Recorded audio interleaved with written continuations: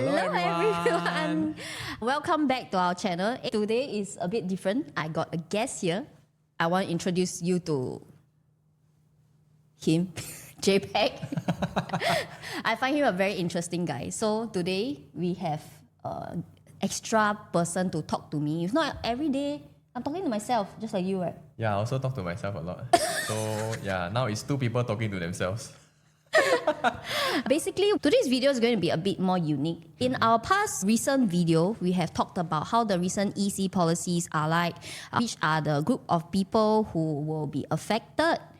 But we realized that there is a lot of people who probably do not know how does this affect them based on their individual age.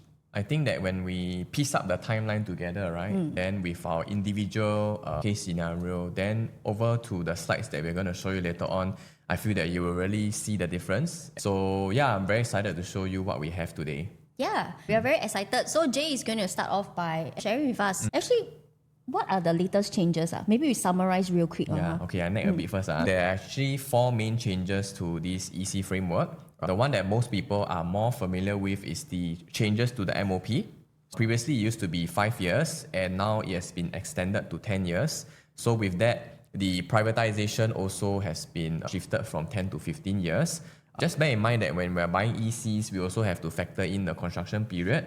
So total time we're looking at now is going to be from 8 years to 13 years. So that's why the reason why we're doing this video is that when we sync up the timeline, actually they can have a lot of differences for different people.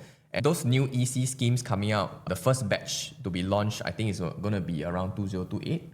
So that's 2 years later. So actually all in all, it's going to be about 15 years. Yeah, which is really critical, and that's why we want to break it down more detailed. And that is why in our video today, we'll be running through the pros and cons of basically you, if you're deciding to buy an EC, what is the difference for you as compared from an old scheme to a new scheme? Besides going into an EC, right? Actually, do we agree that buying an EC need a lot of down payment? Very strong 16,000 loan, then the loan we calculate only 1 million. Yeah, for EC. minimum for 3-bedder is 700k down payment. About that. 好像没有钱 That's why we work so hard. Do this video so that we will have more money. So please support us. Yeah.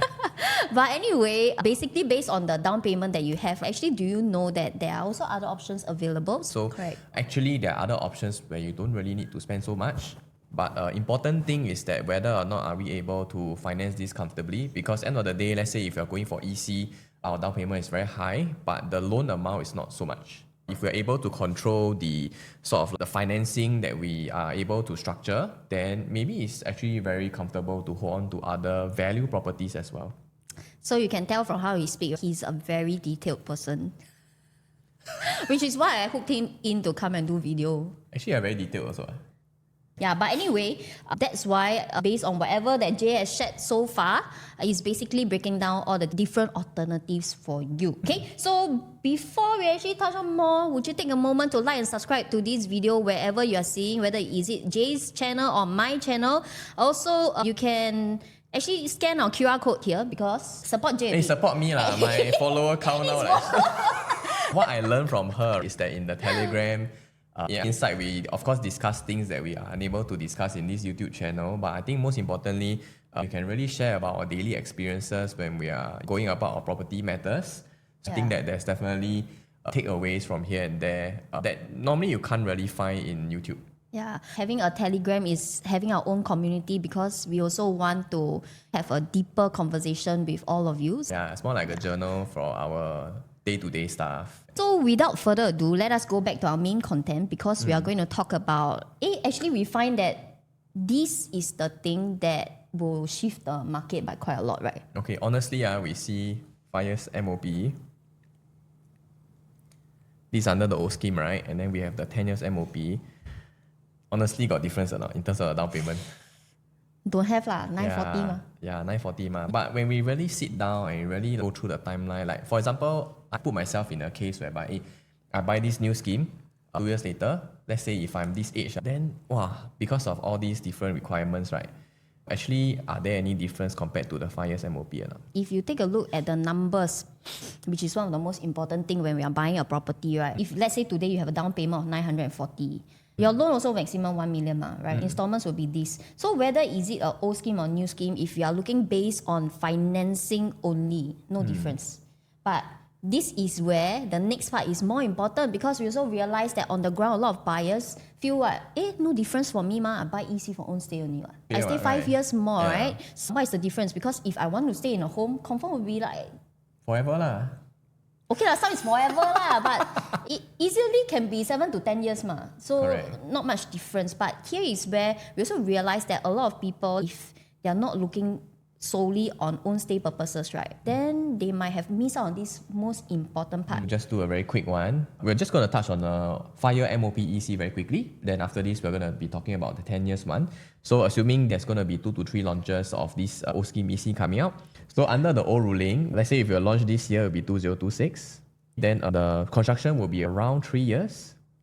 So we are looking to collect keys around 2029. Then of course, we have to stay for 5 years from there. Earliest possible date that we can exit will actually be 2034. So this is the most familiar timeline that everybody is looking at. Right. And of course, there was a new change of policy from 5 to 10 years now. So now everything has changed. So for under the new schemes, right, they are land launched after 8 May. That means land sites acquired after 8 May 2026. That means based on the timeline, because EC usually launch about 15 months after the land purchase. And that means that I think we are looking at around 2028. Subsequently, we have 2029, 2030 Then this will actually be the launch dates for these upcoming new ECs under the new scheme. So under the construction period of 3 years, then we're looking around 2031, then 2032 onwards. So the main difference here is that not only we have to wait 1 year or 2 years for the next scheme to come out, but also because of the 10 years, right? Then we're looking to be around 2041 onwards for the MOP. Yeah, so actually what we are seeing here is no stranger to all of you. Basically, if you know this EC policy, then more or less you will know that this is the timeline that you should expect. But when we were doing these slides, even last night, right, both of us also got a bit stunned, because when we put things really into perspective based on different age groups, right, suddenly from very young become very old. Until my CPF stuck inside. Which is why over here, we broke it down. Today, if you're watching this video, you could be 30 years old, you could be 40 years old, you could be 50 or 60. And this is where, let's say you want to buy an EC based on the new policy, then the age that you're going to exit is also going to be very different. Yeah. So let us look at the youngest one first. Because Jay, you look younger than me, then you start first.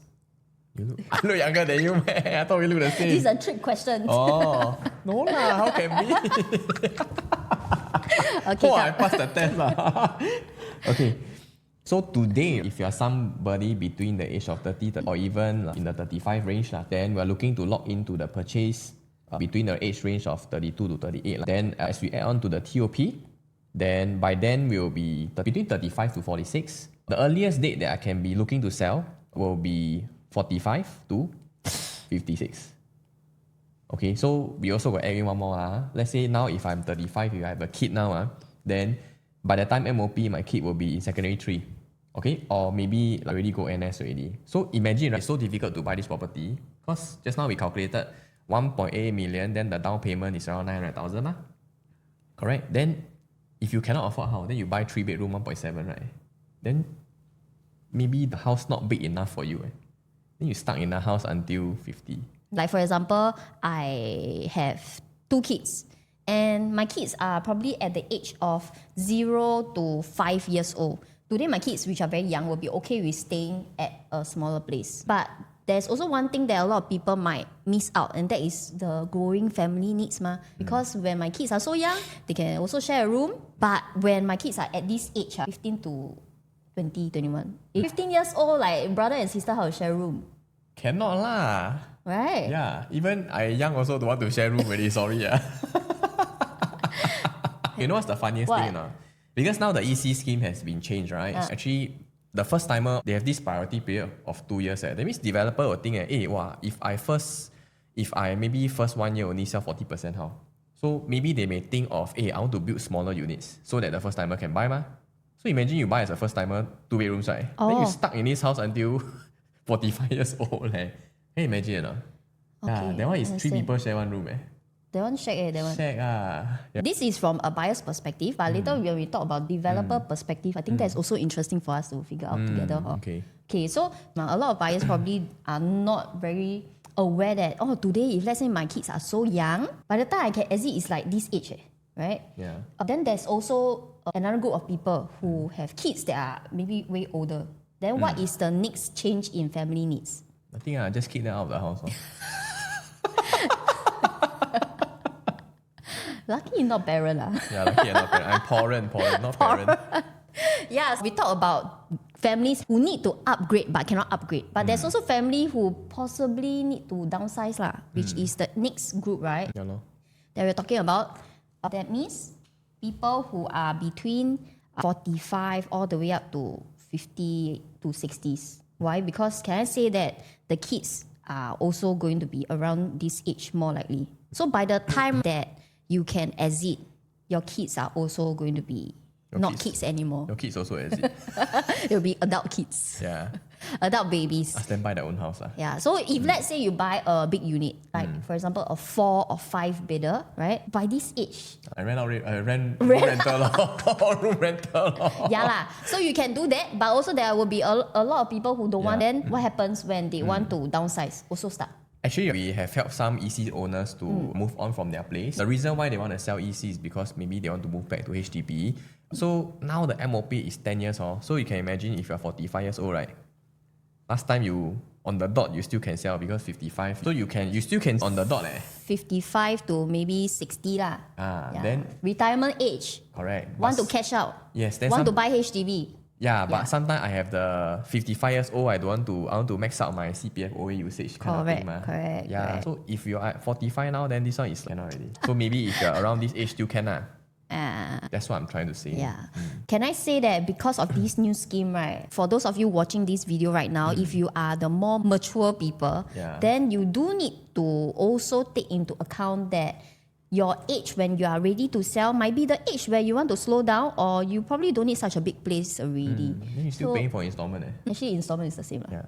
3,000. Okay. But you're not working, ma. Yeah, So you're not working, if let's say you are somebody who want to slow down at the age of 55, so this is the age where you don't pay so much installments anymore. You probably don't have that flexibility to sell earlier. So anyway, we want to break it further down into perspectives where we are going to do based on case study for a younger group of people, which is age 30 to 35. Basically, if you are 35 and below. Yeah. Sorry, I only got time to do this one. So if you're other age, just contact us. Yeah. Yeah. Okay. So we're going to use, based on the recent 2 EC launches. Of course, one is high, one is low, right? We have the one from Revel. It was sold very well, but the price also very nice. All time high lah, based on all-time EC. high. Actually, not 1,009. Is it? Average, got 2,000. Is it something like earlier last year? Actually, we can find new launches at this price. I think can. Can remember what is the one in Canberra? I think still have Canberra Crescent. It's called Canberra. It's Okay. CCR, okay. It's Canberra. Canberra Central Residence, correct? Canberra Central Residence, CCR. Okay. Yeah, okay. Then, of course, we have Coastal Cabana also. So we just want to take an average of the two. I think based on the pricing that we have discussed in our previous video, more or less we know what's the direction. Maybe the price will be the same. Maybe the price will be slightly higher. We don't know. But For future ECs, you mean? yeah, it cannot be you sell future then cheaper. I think worst come to worst, maybe same price or cheaper a little bit. Actually, yes, land cost might be lower, but we also have to remember there's inflation, right? So when developers want to build, it's not only about land cost, it's about construction also. So if there's increase in construction costs, actually all of these still is go back to the same square one. So why we want to use these 2 launches is because we don't want to base it on the highest price, nor do we want to be unfair to use it on the lowest price. And we only use 3 bedroom, 4 bedroom. Yeah, so the very detailed J suggests that we use the average of the 3 and 4 bedrooms. And that's why the case study that we are going to use will be based on the average price of 1.886 million. So assuming that we are a couple looking to buy, combined income of 16,000. If we are looking to buy 1.86 million, our maximum loan combined is only about 1,005,414 or something like that. See, you got income ceiling lah. So even if you want, the max loan you can get is 1 million. So over here, I minus 1 million. Then balance 886,000. Then stamp fees is about this much. Yeah. So this is the ammo that we need to actually buy a EC or a condo or whatever lah. The point is we want to understand based on this one, what are the options available. So based on this scenario, easily we can come out to 5 to 6 proposals. That's the reason why we ask you to scan our Telegram. Imagine we can buy one together, you buy one, I buy one, and then we can decouple also, or even buy EC, right? Yeah. This is where we'll be planning from plan A all the way to D, sometimes even got plan A all the way to... Maybe you got plan E also So this is where we can help you to do up a customized plan based on whichever suits you and your family and move from there. Basically what we are going to run through is we are going to use our maximum capacity based on the limited time to share with you what are the main key plans that we can explore together. We just want to go to the most straightforward one. So this is why we're going to the first plan, buy one private condo together. Yeah. And okay, this first calculation is actually for EC lah. So for example, if you are aged 35 years and below, you have this amount of down payment, then this is the EC that you can purchase. Okay, why we want to do this is because we must know that based on this amount we want to buy, our down payment is 944. Actually, if you have this amount and your income is 16,000, do you know based on the loan calculation, based on installment difference and the outlay, there is a very big difference depending on which property you choose, whether is it an EC or private. So first thing, when we look at EC, what is the difference in loan? One is 1005 414. one is MSR and one is TDSR. Which means that today, if I earn $16,000, based on EC calculation, I can only loan up to 1 million. Whereas if I go to a TDSR calculation, I can loan much more. And this is why you can see based on the private condo calculation, right? Suddenly, from 1.886 go up to $2.4 million. Why? Because can loan more lah. Oh. Okay. But here is where the next question will come out. If my property price is so much higher, what goes up next? Installment. So you see over here, installment is close to 6,004 based on interest rate of this amount. Okay? 1.7. Yeah. So then the next question is, AJ and Vivian, you tell me that you can buy a private condo, but have you ever thought about how I feel not? Because if I buy EC, my installment 3,000 I still can go holiday, right? I still can enjoy But if I buy private, how to go holiday? How my kids go for enrichment? My installment times 2 But we also want to see another thing is in terms of the outlay. Because even though your installment increase, but your outlay actually dropped. From 900 dropped to 689,000. So let us tell you why this is important for you. Because if you look at the next one, which we actually broke it down some more. So just to elaborate on the EC first, actually we're exhausting our funds to go for this price for this EC. And then of course the monthly installment is lower at 3,567. And then if let's say we are using 2 names to buy, which we have to for a new EC, our CPF will be 3,003. So this monthly top up of $200 I think is quite comfortable to be able to finance this new EC. But because we're exhausting our funds, that means we won't have any reserve funds just in case we have to use it for something else. Not having reserve funds or when buying a property, is it scary? Scary, yeah. What if I lose my job? Yeah. Then my 3,000 no more. Yeah. So this is the kind of scenario that usually when we meet clients like this, no reserve funds. Actually, we will also tell the clients to come back a bit. Correct. Don't max out. Yeah, because cannot be you buy this one, then just like that, like a bit GG like that. Quite scary lah. Yeah. So which is why when we plan for an alternative option, right, we also wanted to make sure that in terms of reserve funds, it can last you more. Why? Because remember, just now we're talking about the installments difference. One is 3,000 plus, one is 6,000 plus. Then how to pay the additional 2,800 plus. But actually in this calculation, we factor in everything. We wanted to ensure that there is reserve funds, right? And we take this case study like it's just like our clients. Or even ourselves. So in this sense, because you did not max out your purchase, there is a balance funds of $250,000.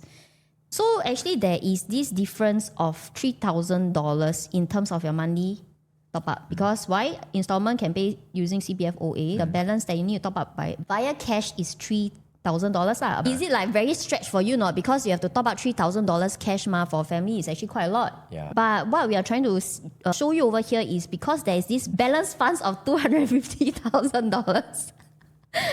That's why even if you got this that you need to top up, you'll be fine. And in fact, based on this 250, we broke it down into two possible scenarios, right? The best scenario is if you continue working, then every month you still have that $3,300 going into your CPF, which you can deduct your mortgage from. And your $250,000 can actually last you 6.9 years. Hey, is it more comforting like that? Okay, let's put it this way. Let's say 6.9, you find it too short, right? What some of our clients do is that maybe they top up 1,500 from their own pocket. Then this one will be times 2 already. Actually, it's asking yourself, right? Are we okay to save an additional $700 per month? If you're okay, it's also like putting back into your house, Correct. 1,400 or 1,500. So if it's in this sense, then the balance is 1,500 that I can use this amount to minus this amount from. So what is the worst scenario about if really there is one day that the economy is not good or by whatever circumstance I decide not to work anymore? Then your funds can still last you up to 3 years. Actually, the idea is very scary. Imagine like maybe the wife, I don't want to work already. Then the husband for some reason cannot retrench. Yeah. For example, that means that we have to handle the installment of 6,300. Honestly, is it very scary? I find it very scary. Yeah, indeed. With these funds around, even let's say if we were to lose our jobs, right? Then we can actually effectively cover these $6,000 for 3 years. That means 3 years I can do this. Like I can 3 years no job. Yeah. So I feel very comforted knowing about It's also being comforted that will you be able to find a job in 1 year, 2 years? Or if the market is not so fantastic, is the market going to have the possibility to, or the You can wait it out, timeline to be able to recover, which I feel that we can. This is based on private condo. And usually when we look back based on the different property cycles, 3 years will recover lah. Yeah, and based on our client scenario, they really still, when next time, okay, why I say this is because when I meet my clients because we already bought a property, and then when we move on to the next one, right? And the first property, we've already done something like that, right? So every time when we move on to the next property, they will still want to know that, what is my reserve funds in terms of the number of years? And I think that this is very helpful. So if you don't have someone doing financing in terms of the calculations for you like that, I really seriously encourage you to get some calculations like this. Just make me recall that last video got one person scold me in my comment section, say that agents always ask client to upgrade without thinking what if like there is retrenchment and everything. Yeah, I just want to like further reaffirm you that this is the type of homework, this is the type of research that we need to do to make sure that you're in the right place before we even decide on going into any property. So yeah, if you like us so far, please join my Telegram. I really need support.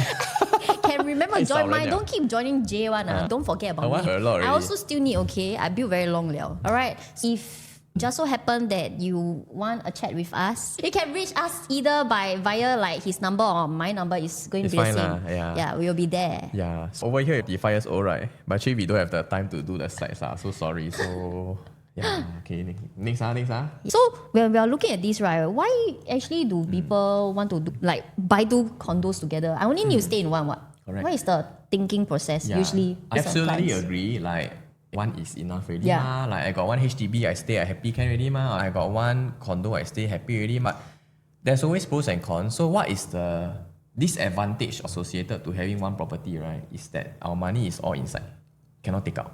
That means we pay, right? The only way for us to take out is to sell the house, Another scenario is also like a lot of you might be at the situation where I don't want to shift house every time. This house is my forever home. Yeah. Right? I keep hearing that. But I want to also stay invested. Yeah. Right? So this is also where there are scenarios like this whereby we can buy two different properties, one for own stay and one for investment. Yes, I think it's good because ultimately the other one, you also have a mortgage and you will still be paid. But it's just that you're not the one paying. And in fact, not just in terms of the rental, in terms of every month, the payments, if the property appreciates in price, Then also you do have some gains from there. Though now the next concern is if I buy 2 private condos, it means I have to handle 2 installments. Yeah. Is it going to be very xiong or not? Is it going to be very stressful or not? So does that seem like very crazy to you or not, this idea? First is crazy, second is also scary. Because buy one property very scary already. Suddenly ask me buy 2 property. What do you think? I mean, definitely very scary but if can, then I will be very excited. Correct, He's the fearless one. I'm the fearful one. Actually, that mimics the dynamics of our clients. Sometimes maybe wife, husband and wife. then actually maybe you want, then your wife don't want, or you want but your husband don't want. Then it's good to get a professional to understand you both and give you a solution which both of you prefer. Because sometimes maybe your thoughts can be very extreme also. Correct. So we try to help you all find a middle ground. We'll be going through the case studies to really break down the numbers for you to see. So let us work through today. If let's say you have that same amount of down payment of $900 plus $1,000, how to plan ahead? Can plan in this way or not? So we show you now. Actually quite fun, the calculations. Okay, so we are working with funds of 944,000, right? So it can be CPF, it can be cash. Our thoughts behind this is that every time when we key in the calculations, our default calculator will be 25% down payment, right? But sometimes the installment can be quite high. And if we were to make from one house become 2 houses, right? That means I have buyer A, buyer B. Sometimes we will have the loan restriction. That means, let's say for 1.35 million, I'm supposed to borrow a maximum of 75%.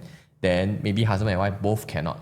Then how? So these are the adjustments that we make for our clients to make sure that the numbers add up. So there's a lot of thoughts when we are doing this calculation. It's not just us keying the calculation and then showing you. Actually, we actually have to test different scenarios to see the allocation that is suitable so that it makes it very comfortable for these families to own too, because actually it's not easy. Yeah. For perspective, we also want to highlight again, this calculation, why is it 1.35 is because there is a loan amount that we are sticking to. That's why I got this down payment. So the income is 8,000. Then from here, we can already see that the loan, let's say if you want to buy 2, I have changed the calculation, not 75%, but I'm just going to borrow 918,000 because I also need to set aside some funds to buy condo B, right? But I also don't want the installment for condo A to be too high because one will be own stay, one will be renting out. So in this case, for A, then we're going to do 32% down payment, which is about 473,000. Remember, we have an initial fund of 944,000, and then once we use the 473,000, how much I've left? We have left about 470,000. So I have enough to buy the next one. And then when we break it down in terms of the installment, this is very, very important because we also don't want to overstretch ourselves. Just now we recall, right, buying 1.886 with a down payment of 944,000, then installment is about 3,567. And then now we are buying 1.35. Our down payment is only 400 plus, so you still save another 400,000 to buy another property. And based on that, the monthly installment will be about 3,000 too. So we only can use one person's CPF to pay for the loan because it's under one person's name. And that means that our monthly top up is around 1,600. So we have a balance fund of 470,000, and that means that our reserve funds can be this long, 24 years. Wow, 24 years. I thought I see wrongly. I thought it's 24 months. Okay, 24 years. That means my child now 15 years old until almost 40 years old, my house still can pay. I think the most key important thing that we want to see over here is actually when we are doing this, we still have that house, but yet having that another investment property will still be able to fund the mortgage that I currently stay at and still have access lah. Yeah, and I also want to show you because honestly, maybe not a lot of people got 900,000, right? So with 400,000, what can I do with it? Yeah, is 400,000 easy to take? I think it's not difficult. We see all the MOP 5-room flats nowadays, they are doing about 800 over 1,000, and then they would have maybe more or less a loan of about 300,000. So what we are trying to share over here is you don't really need $900,000 to kickstart your property journey. Actually, with 400,000, right? If you're looking at from an investment standpoint, I can still be very comfortable with my installments also, right? So now I'm going to talk about condo B. This time round, because we are earning the same income, so we still have loan restrictions in that regard. But I cannot make it 32% down payment because that will mean that we will have exhaust our funds. So based on this, right, just now condo A, our down payment required is 473. So with the same price of 1.35 million, this time I'm allocating 460,000. So with this, I have a loan shortfall because now I need to borrow 931,000, but I cannot borrow 931,000 under one name. So there will be a shortfall here.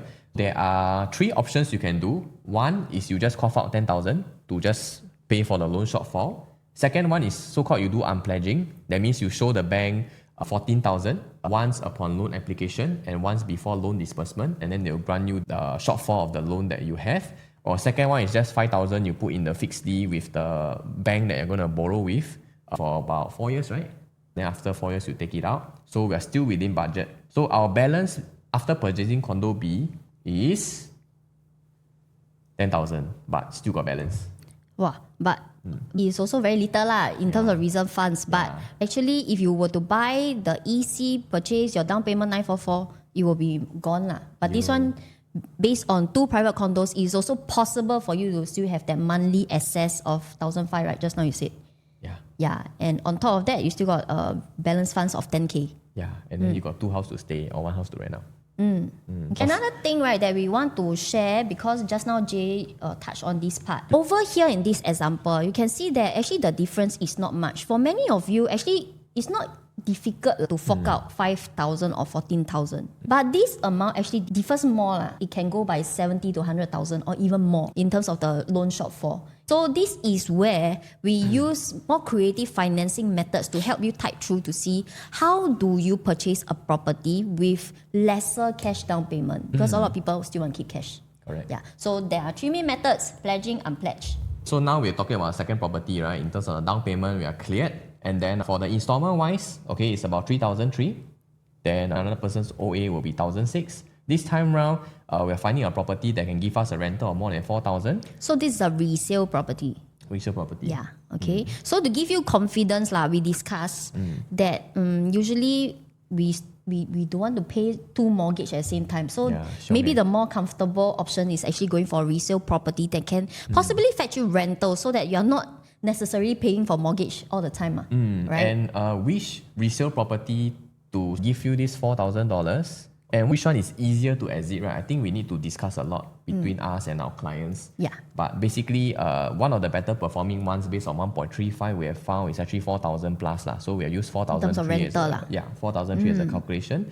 If you really, really want this kind of properties, then I think reach us. Okay. So just coming back, when I take the installment, deduct away the OA and the rental, because rental I'm receiving so I actually have an excess of 2,006. Means what? Go inside my pocket lah.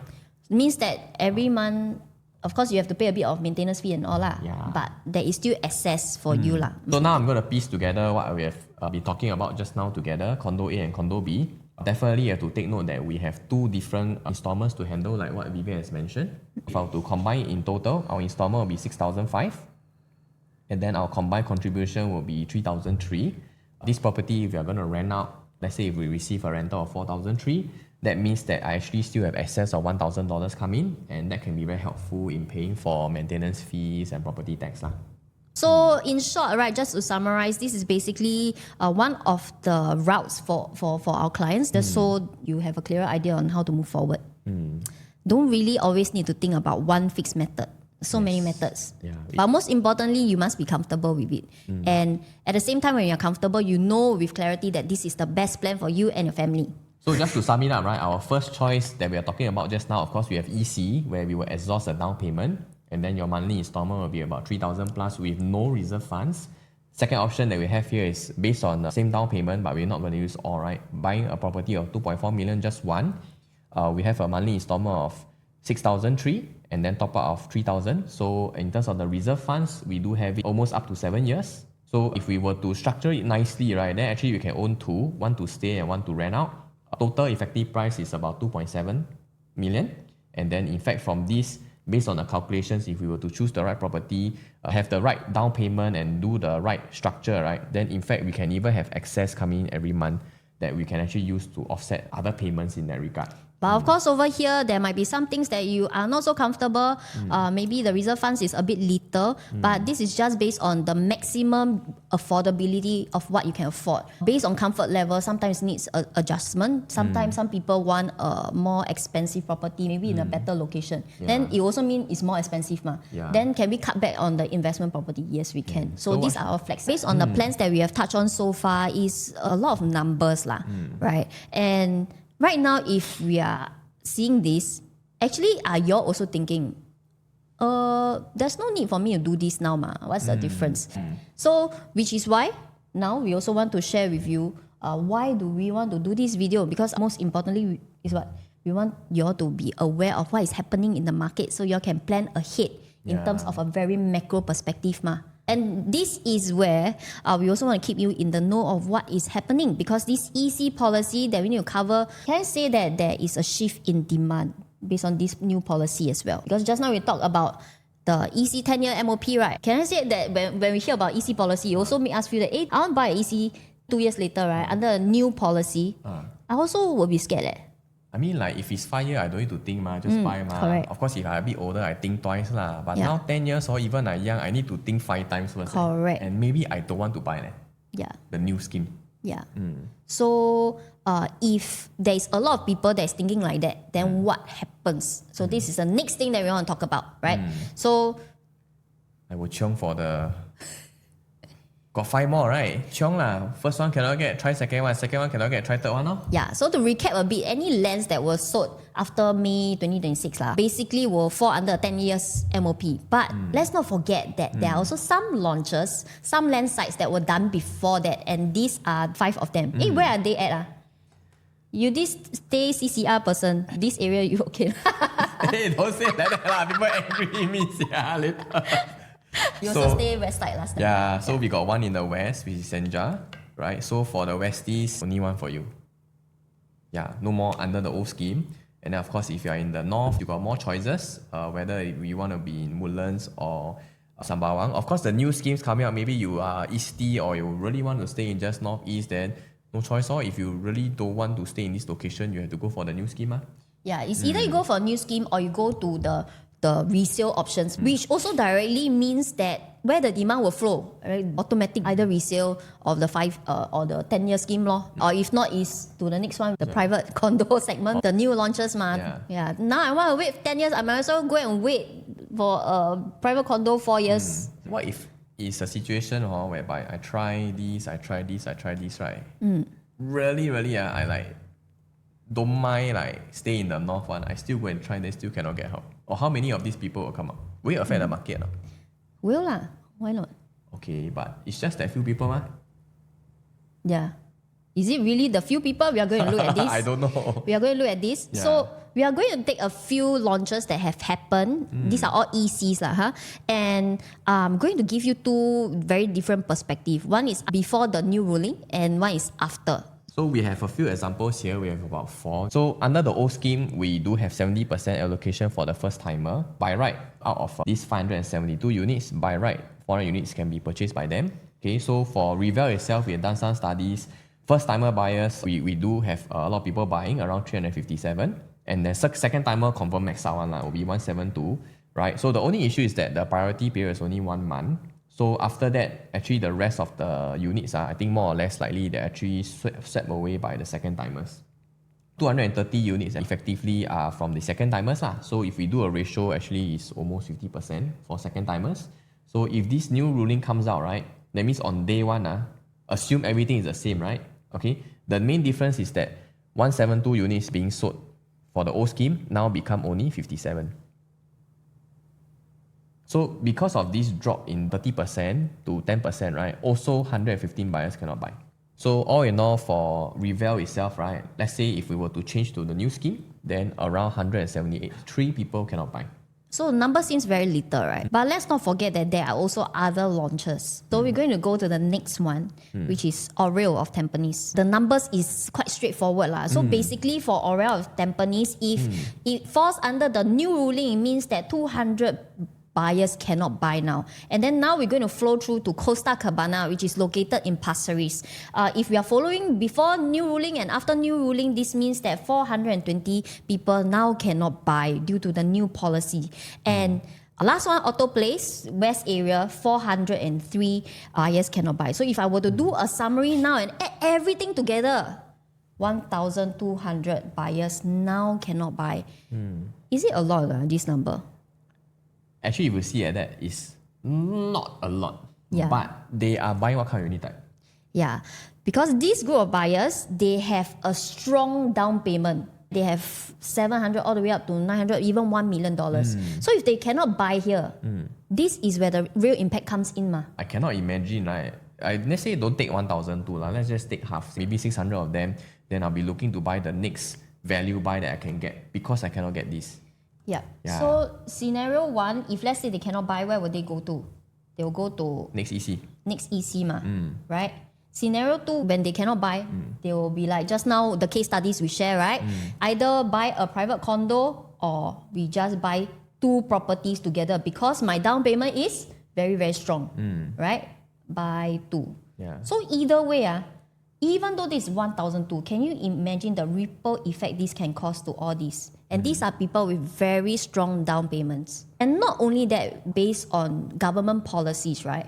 There is also this other determining factor that actually shifts the whole market together. And that is actually the land prices. Because ECs are all located in the OCR regions. So if we are looking based on this chart alone, the ones that are actually highlighted in green are actually the OCR project. And what you can see based on the land prices is what?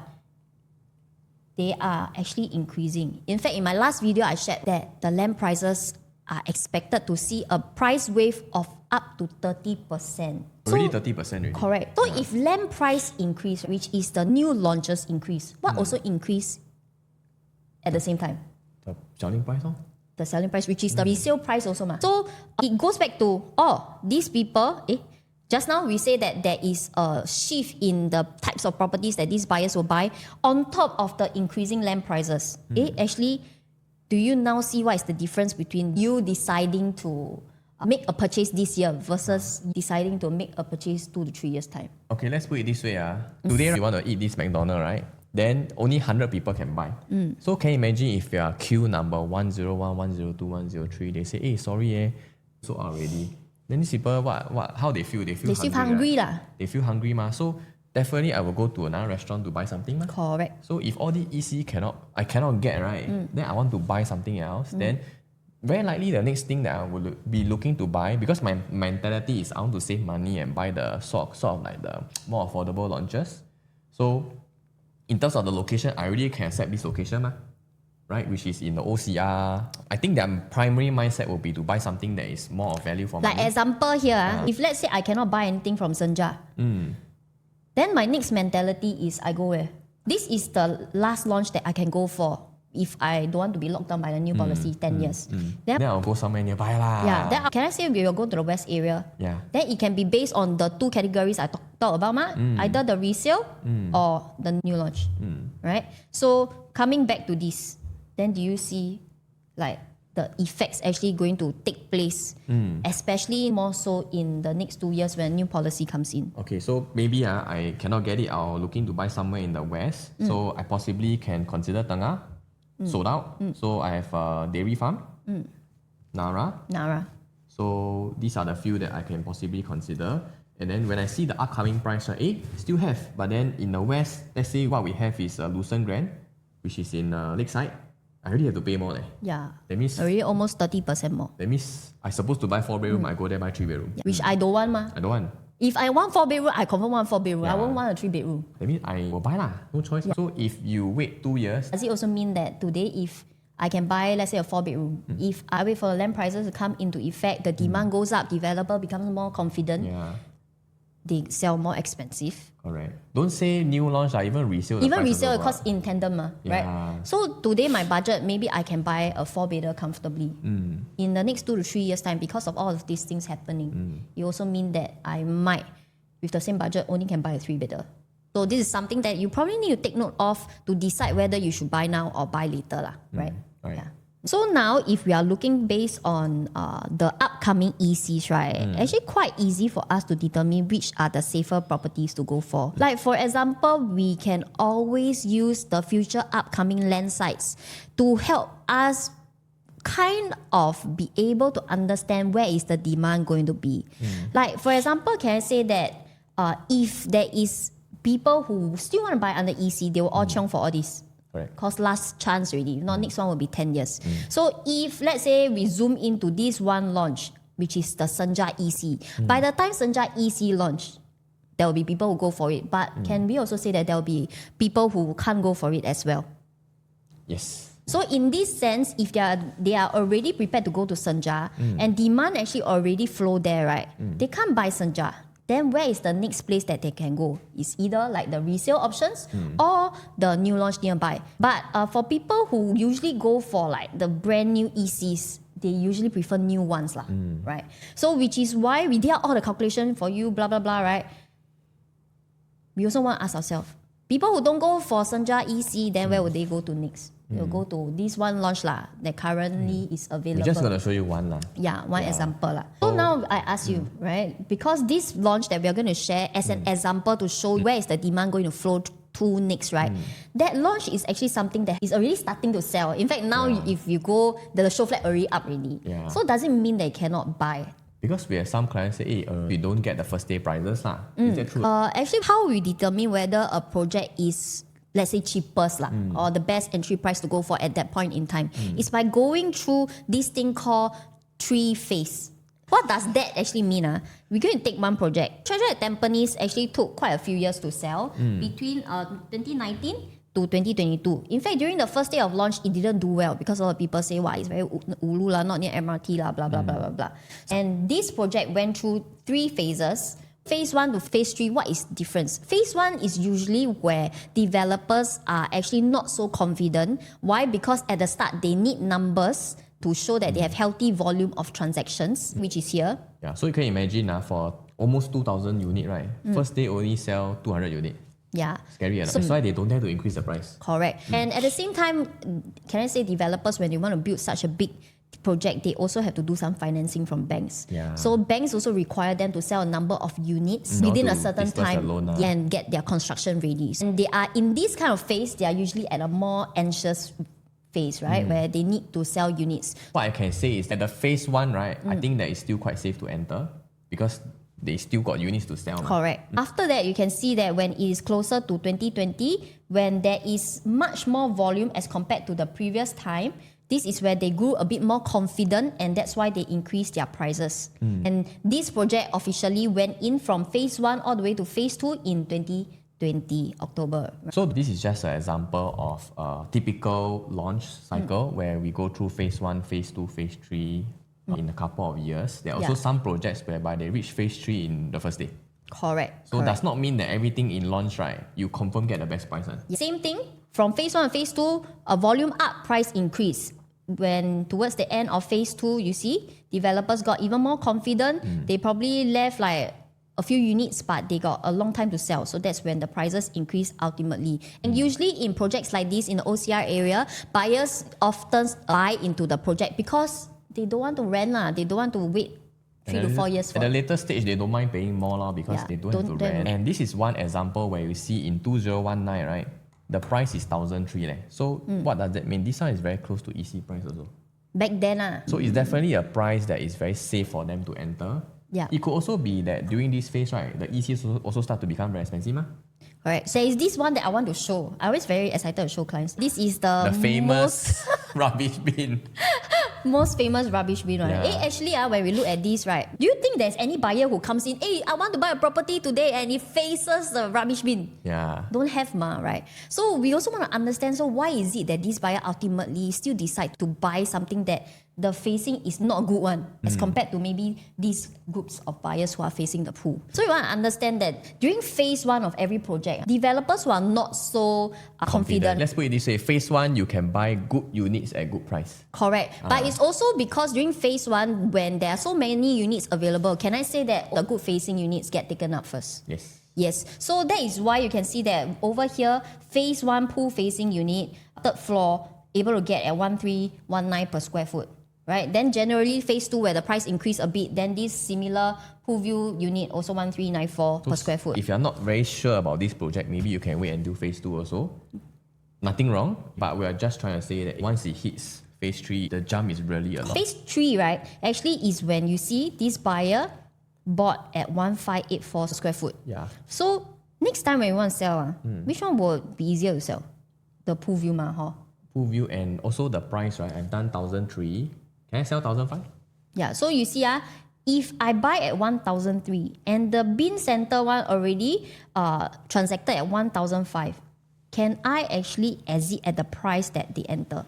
You'll be able to make very good profit. Safe is what we want. Correct. So these are the types of things that you definitely need to look out for when you buy into projects. I mean, a lot of people are interested in projects, but also we don't want to overpay for something that is for new launch also. Yeah, correct. So back to this other project, shall we review it? Finally, we're going to talk about it. Okay, just one example. So remember just now we talked about Senja. Let's say the buyers doesn't go for it, then where does it naturally flow to? Logically is around that area surrounding. And this project, which is called Nara, is a very good example. So let's say just now, do you remember down payment 900 plus, right? Actually, what is the private property that we can go for? 2.4. 2.4 million, right? And tada, over here. You can buy highest now, 2.4. Of course, you're not going to do that, right? Yeah. Most importantly is how do we identify safe units? Knowing that there is someone who has set the benchmark price for us, and yet we can get something that is similar facing, quite nice floor level right? At 2.2 million, which is $200,000. No, both of them are in phase 1. Imagine I sell this unit finish already, then I clear phase 1. So maybe this one, not dustbin, but this is a better unit. Then I hit phase 2 or phase 3. Will it still be this price or not? No leh. So the gap can be from 200,000, maybe can become 350,000. And then that is the kind of like paper gains that you enjoy. But most importantly is we just want to be safe. Yeah. So one more example, because just now we did how to buy two, right? Yeah. There is this one that is in our case study. Okay, just to cut it short, we do have immediate savings of about 218K. And 8th floor is not something that's difficult to sell compared to 13th floor.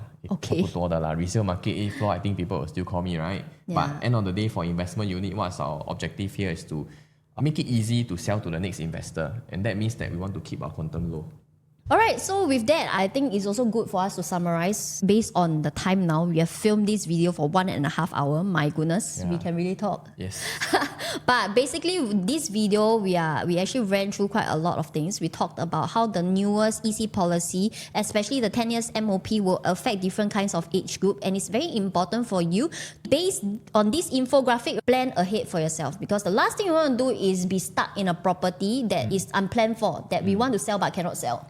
Based on our understanding so far, right, this shift in the policy will actually create demand to other parts of the market. I think that it's not just about waiting or not waiting, but if you see that this demand is coming, then potentially there's a price increase, right? So why don't you just ride on this wave so that you can move while being safe, knowing that there's a wave coming. I think what Jay is trying to say is actually, since you are already planning your move, so our goal of the video is to let you know what is going to happen. It's okay if you want to take action now or 2 years time, right? But most importantly, you must know this first. That's why we want to run through this today. So we also want to end off this because just now at the middle part of the video, we actually ran through how you can, based on this down payment, buy an EC to explore other options as well. And even if today you are not buying an EC, you want to explore different options, you can do so. Most importantly, always be prudent in your property purchase.